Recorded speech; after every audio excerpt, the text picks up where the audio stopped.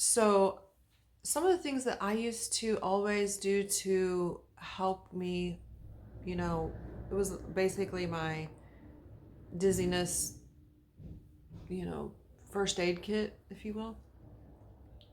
In the car, both of our cars, we'd always have a bowl and a trash bag because if I got sick in a car, I'd have something.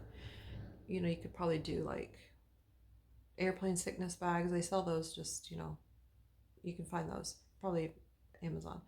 Um, because I would get sick so suddenly, and it would just be like a switch. It would just be a flipped switch, and all of a sudden I'm dizzy.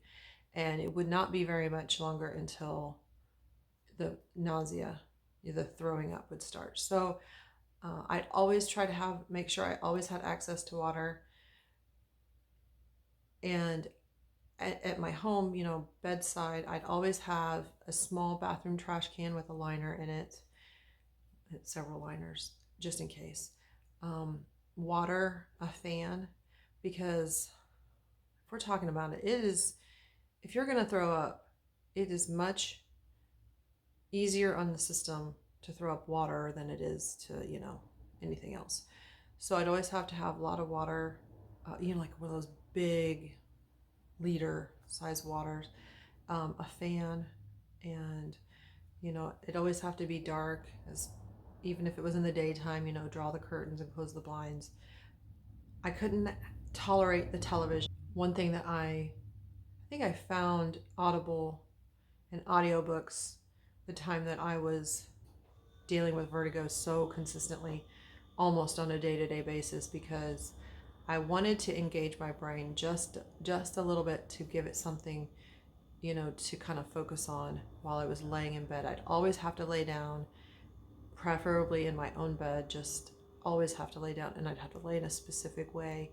So I could listen to these audiobooks, because I couldn't, like I said, I couldn't watch TV. I couldn't really focus on anything, but I couldn't close my eyes all the way either. So, it was important to me to at least be able to listen to books, because I love to read, and that was a way that I would be able to at least somewhat get through and pass the time of vertigo until I could fall asleep.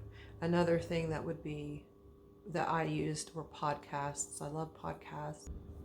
I would do a lot of visualization techniques, and I would think about something, that I found calming, and I would just visualize that. Now, another thing that would be really helpful, and sometimes when I don't have any vertigo now. I don't live with vertigo now, but I do still have times that I need to calm, because I get a lot of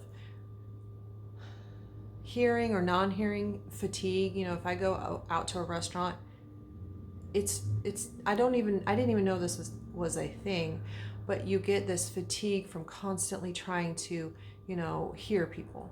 So if I've been over sensory overload, I do like to I use Headspace, and I like to do that to calm down, to kind of be a calm, or a visualization technique just on my own. And I like to listen to stories, so that's where Audible came in. And I've been, actually, I have used Audible for about 10 years. So those are some of the things that I would always do to help me get through my episodes when I was having an attack. And I hope that you can find those helpful. Maybe that's something, you do some of those things. If there are anything else that you recommend, just put it in the comments below. That'd be great. I would love to hear what you do too. And it doesn't even have to be to pass the time. If you're having vertigo, it could be, if you've just had enough, you can't take any more peopling or adulting, and what do you do to just kind of calm down and relax? I think I'll do a vlog. Why don't you? I live my day-to-day life, what it's like